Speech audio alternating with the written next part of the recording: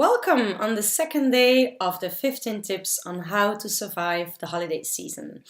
If you missed out the previous tip, don't worry, you can still find it on my Facebook page.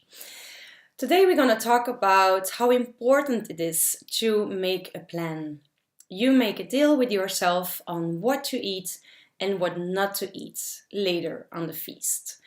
So, for example, you can say, I will skip on the appetizers and then I will enjoy totally the entree and the main dish, and I will just have one portion of sweet dessert.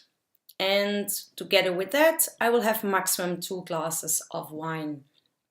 Or your plan can be, I will skip the desserts, but I will totally enjoy the appetizers. And for example, I will not go for the wine. I will not have any alcohol today. Or you will just limit it to the alcohol and you say, I will skip the appetizers, I will skip the dessert, but I really would like to enjoy a glass of bubbles before we start and then 2 glasses of wine. And you know what? I also take that Baileys afterwards. And then you just have these 4 glasses of alcohol. So that is very important, that you have a plan whereby you feel yourself the most comfortable. You leave the things that are very or more easy to leave, and you say yes to the things that you really enjoy and that make your feast very special.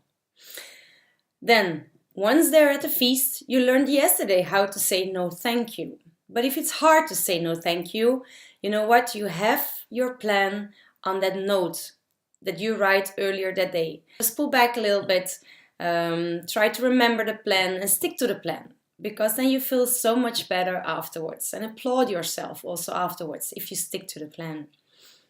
Another tip I will give you within this bigger tip, let's say, is that sometimes we hear that skipping the desserts might be the hardest way and the most difficult one.